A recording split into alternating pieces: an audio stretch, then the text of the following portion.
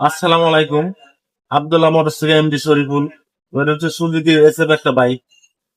তো 2017 মডেল। তো বাইকটার পুরা ইঞ্জিনের কাজ করানো হয়েছে, আমি নিজে করছি। তো সবকিছুই ঠিক আছে, কিন্তু বাইকটা যখন একটু গরম হয় তখন একটা ঝানঝান আওয়াজ আসে।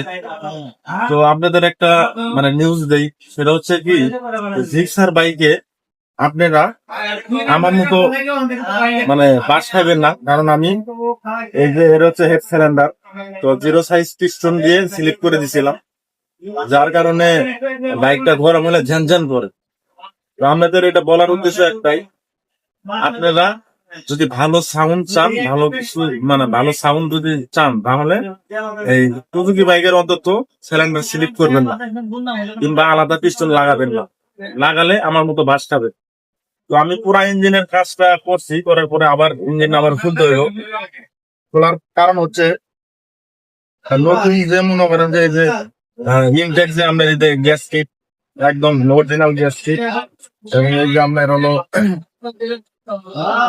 সিলিন্ডার। তো আমি এই যে নতুন যে অরিজিনাল যে সিলিন্ডার আছে এটা লাগাবো। এটা লাগালে সাউন্ডটা 100% ভালো আসবে। তো এই যে এটা হচ্ছে অরিজিনাল সিলিন্ডার। তো এই সিলিন্ডারটা আমি নতুন দিলে সাউন্ড 100% ভালো আসবে। কিন্তু আমার পুরা ইঞ্জিনের কাজটা খুব সুন্দর হয়েছে, খালি এটা স্লিপ করার কারণে সাউন্ডটা খারাপ আসছে। তো আমি এই জন্যই বলি যে আমার মতো বাস কেউ খাইবেন না, সুজুকি বাইকে অন্তত আলাদা পিস্টন লাগাবেন, এর কিট লাগাবেন, সাউন্ড ভালো আসবে। সিলিন্ডার কিট লাগাবেন, সাউন্ড 100% ভালো আসবে।